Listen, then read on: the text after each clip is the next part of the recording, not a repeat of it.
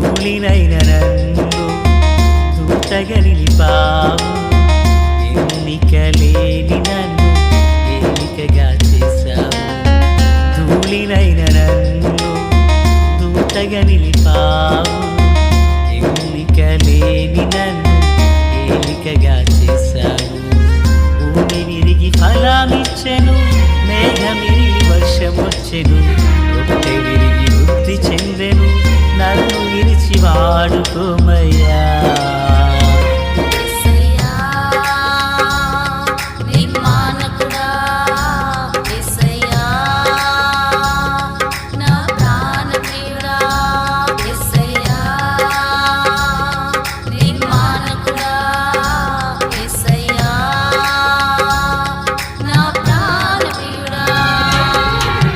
ధూళినైన నన్ను దూతగా నిలిపావు, ఎన్నిక లేని నన్ను ఏలికగా చేశావు. ధూళినైన నన్ను దూతగా నిలిపావు, ఎన్నిక లేని నన్ను ఏలికగా చేశావు. మన ప్రభు అయినటువంటి యేసుక్రీస్తు వారి పరిశుద్ధమైన నామంలో తండ్రి అయిన దేవాది దేవునికి నిత్యము స్తుతియు స్తోత్రములు, మహిమయు ఘనతయు ప్రభావములు యుగయుగములు ప్రభునకే చెల్లునుగాక. ఆత్మీయులారా, బాగున్నారు కదా? దేవుని మహాకృపను బట్టి మరో పర్యాయము ఇలాగున కలిసి దేవుని దైవవాక్యమును ధ్యానించే కృపాభాగ్యం మహాదేవుడు మనకు అనుగ్రహించున్నారు. దయగలిగిన ఆయన ఆత్మచేత సమభూమి గల దేశమున ప్రభువు మనలను నడిపించునుగాక. ఆమెన్. నేటి దిన వాక్య ధ్యానం కొరకైన భాగము నిర్గమాకాండం 32వ అధ్యాయం 7వ వచనం. కాగా యెహోవా మోషేతో ఇట్లనెను, నీవు దిగివెళ్ళుము, ఐగుప్తు దేశము నుండి నీవు రప్పించిన నీ ప్రజలు చెడిపోయిరి. చిన్న ప్రార్థన. తండ్రి, దేవా స్తోత్రాలు, దీవించండి. ఈ వాక్యం చేత మాతో మాట్లాడండి, మమ్ములను బలపరచండి. దైవ సన్నిధి మా అందరికీ తోడయుండునుగాక. కృపతో కనికరించమని యేసయ్య మహోన్నతమైన నామమున ప్రార్థించిన మనవులన్నీ పొందియున్నామని నమ్ముచున్నాము మా పరమ తండ్రి. ఆమెన్. ప్రియులారా, బాగున్నారు కదా? ఈరోజు మనం నేర్చుకొనుచున్న వాక్యపు అంశం చెడిపోయిన మనుషులు. ఓకేనా? చెడిపోయిన మనుషులు.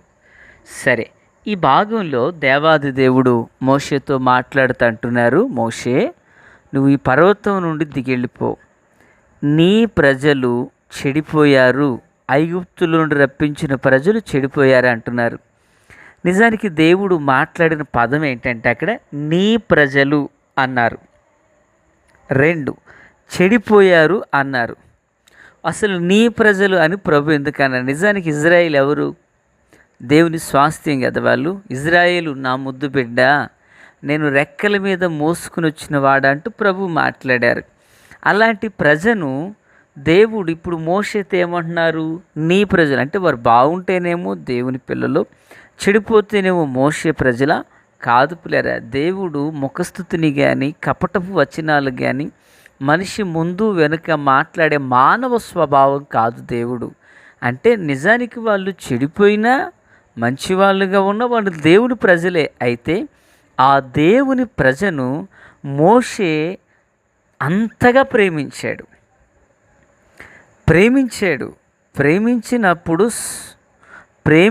గనకనే ఆ ప్రేమను ఎరిగినటువంటి దేవుడు వీళ్ళు నీ ప్రజలు అన్నాడు. నిజంగా సేవకునిగా నేను ఇక్కడ మాట నేర్చుకోవాలి. సంఘానికి వస్తున్న ప్రతి విశ్వాసిని, దైవజనుడు, ప్రతి కుటుంబాన్ని ప్రభువు ప్రేమను కనుపరిచే ప్రేమ కలిగిన వారునై ఉండాలి. విశ్వాసి, నువ్వు సంఘానికి వెళుచున్నావా? సంఘమందున్న దైవజనుడు, పరమందున్నటువంటి దేవుని ప్రేమను పంచే ఓ ఆత్మీయ తండ్రి. ఆమేన్. ఆ ప్రేమనే కనుపరచాలి. దేవునికి స్తోత్రం. చూడండి, మోషే అంతగా ప్రేమించాడు గనుకనే ప్రియులారా, ఇప్పుడు దేవుడు అంటున్నారు నీ ప్రజలు అన్నారు. ఓకే, నా ప్రజలు అని మోషే తలంచాడు, వీరు నావారు అని తలంచాడు. సేవకునిగా నేను కూడా ఈ విషయాన్ని నేర్చుకునవలసిన వాడనై ఉన్నాను. నా కొరకు ప్రార్థించండి. దేవునికి స్తోత్రం. అంటే ఇంకను నేను సంఘాన్ని సంపూర్ణంగా ప్రేమించలేకపోయానేమో, నా కొరకు ప్రార్థన చేయండి. సంతోషం. ఇక రెండో మాటను మనం ఏం చూస్తున్నాము, ఈ ప్రజలు చెడిపోయిరి అంటున్నారు. పిల్లరా, అసలు లోకంలో ఈ పదం ఎవరిని పిలుస్తారు? ఉదాహరణకు ఒక యవన బిడ్డ తన జీవితం పాడు చేసుకుంటే అది చెడిపోయింది అంటారు కదండి. పిల్లరా, ఒక పండు ఉంది, అది కుళ్ళిపోయింది, అది చెడిపోయింది అంటారు, పాడైపోయింది అంటారు. పిల్లరా, చూడండి, ప్రభు ఎందుకు ఇంత కఠినమైన పదాన్ని ఉపయోగించారు అని వాక్యాన్ని ఒకసారి మనం జ్ఞాపకం చేసుకుంటే పిల్లరా, ఇదే మాటను నేను పర్యాయ భాషలో పర్యాయ పదంలో చదువుచున్నాను. అప్పుడు యెహోవా మోషేతో ఇట్లా అన్నాడు, నీవు దిగి వెళ్ళి ఈజిప్టు దేశం నుంచి నీవు రప్పించిన నీ ప్రజలు తమ్మును పాడు చేసుకున్నారు అన్నాడు. పర్యాయ పదంలో ఏమనుందంటే పాడు చేసుకున్నారు అంటే చెడిపోయిరి అన్న చోట మనం ఇంకో పదం పెట్టుకుందాం. ఏంటంటే పాడు చేసుకున్నారంటే, పాడు చేసుకున్నారంటే వీరంతటి వీరు పాడవలేదు. సో వీరు ఏదో చేసి పాడు చేయబడ్డారు. పిల్లలు అర్థం చేసుకున్నారా? వీరంతటి వీళ్ళు పాడవడం కాదు. ఒక పండు ఎక్కువ కాలం నిల్వ ఉండిపోయి కుళ్ళిపోయింది, అది కాదు. అక్కడ తమ్మును పాడు చేసుకున్నారంటే వీరు ఏదో చేశారు, ఆ క్రియ వీళ్ళని పాడు చేసింది. ఏం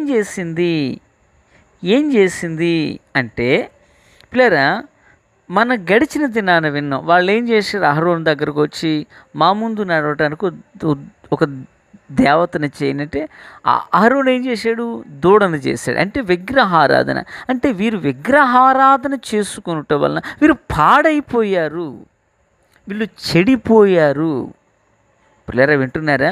వీళ్ళు చెడిపోయారు. అంటే ఒక వ్యక్తి ఎలా చెడిపోతున్నాడు, దేనివల్ల చెడిపోతున్నాడు? ఒక వ్యక్తి త్రాగుట వలన జీవితాన్ని పాడు చేసుకుంటున్నాడు. ఒక వ్యక్తి వ్యభిచారం చేయటం వలన జీవితాన్ని పాడు చేసుకుంటున్నాడు. వ్యక్తి దొంగతనం చేయటం ద్వారా పాడు చేసుకుంటున్నాడు. అబద్ధాలు చెప్పి సాక్ష్యాన్ని కోల్పోవటం ద్వారా జీవితాన్ని పాడు చేసుకుంటున్నాడు. ఇప్పుడు దేవుడు మోషేతో అంటున్నాడు, అయ్యా వీళ్ళు చెడిపోయారు. పర్యాయ పదం పాడు చేయబడ్డారు, పాడు చేసుకున్నారు. ఏం చేసి పాడు చేసుకున్నారంటే విగ్రహారాధన, దూడను తయారు చేసుకోవడం. ప్రియులరా, విగ్రహారాధన ఎంత భయంకరమైనదో ఇక్కడ మనకు అర్థం కావాలి. ఒక అన్యజనుడు ప్రభువుని నమ్మని వ్యక్తి ఉన్నాడు, అతడు చేసుకుంటాడు. తన గురించి మనకు అనవసరం.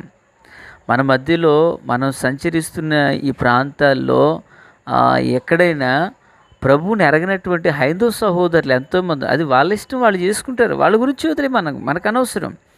నీ గురించి నా గురించి వాక్యం, నీవు నేను విగ్రహారాధన చేయకూడదని ఉంది. దేవుని నమ్ముకున్న దేవుని బిడ్డ, నీవు నేను విగ్రహారాధన చెయ్యొద్దని బైబిల్ హెచ్చరిస్తుంది. ఒకవేళ చేస్తే నువ్వు పాడైపోతావట. నేను చెప్పలేదు సుమి, నా బైబిల్లో ఉంది, నీ బైబిల్లో కూడా అలా ఉంది. ఒకసారి చూడు. విగ్రహారాధన చేయుట వలన వారు చెడిపోయారు. మీనింగ్, దాని అర్థం పాడు చేసుకున్నారు. ప్రియులారా, ఈరోజు నీ ఆత్మీయ జీవితం పాడవడానికి, కుటుంబ జీవితం పాడవడానికి నీకు తెలియని విగ్రహారాధన ఏదైనా ఉందేమో. విగ్రహారాధన అంటే హైందవ సహోదరులు ప్రతిమ దగ్గరికి వెళ్ళి మొక్కడము విగ్రహారాధన వాళ్ళ దృష్టిలో. కానీ క్రైస్తవుడి జీవితంలో విగ్రహారాధన ఏంటో తెలుసా? దేవుని కంటే నువ్వు దేన్ని ఎక్కువ ప్రేమించినా అదే విగ్రహారాధన. ఒక హైందవ సహోదరుడు తాను విగ్రహారాధన చేసేయడం అంటే ప్రతిమ దగ్గర నిలవబడడం, అది విగ్రహారాధన. దాన్ని పూజించడం విగ్రహారాధన. అది వారిష్టం, మనకు అనవసరం. అయితే ఒక నిజ క్రైస్తవుడు గుడికి వెళ్ళక్కర్లేదు పిల్లరా. నువ్వు దేవుని కంటే దేన్ని ఎక్కువగా ప్రేమించినది విగ్రహారాధనే. కనుక నీ జీవితంలో ప్రథమ స్థానం ఏమై ఉండాలి? దేవుడై ఉండాలి. నీ జీవితంలో భార్య కాకూడదు, బిడ్డలు కాకూడదు, వ్యాపారం వ్యవసాయం కాకూడదు, ఉద్యోగం కాకూడదు. నీ జీవితంలో first priorities to the God. నీ జీవితంలో ప్రథమ స్థానం దేవునిది. దాన్ని మినహాయించి ఆ చోటు నువ్వు ఏది పెట్టినది నీ జీవితంలో విగ్రహమే. అది నిన్ను పాడు చేస్తుంది. ఈరోజు ఎంతోమంది యవన బిడ్డలు దేవుని స్థానాన్ని ఇష్టపడిన వారికి ఇచ్చి జీవితాలు పాడు చేసుకుంటున్నా. దేవుని స్థానాన్ని మరొక పనికి ఇచ్చి జీవితాలు పాడు చేసుకుంటున్నా, అగాధం చేసుకుంటూ లేదా? నా దేవుని పిల్లరా, వీరిని పాడు చేసింది ఏదంటే శాపగ్రస్తమైన విగ్రహారాధన. పిల్లలు మరో మాట చెప్తాను. ఇంగ్లీష్లో ఏమనుందంటే ఇది ఈ మాట నేను ఇంగ్లీష్లో చదువుతున్నాను.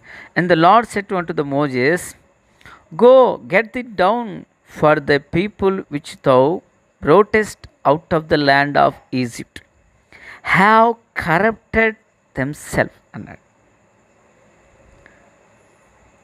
పిల్లరా, కరప్టెడ్ అనే పదాన్ని తెలుగులో మనం చూస్తే భ్రష్టు పట్టి ఉన్నారు అంటాడు. కరప్టెడ్, సియు కాదు, CORRU, భ్రష్టు పట్టిది.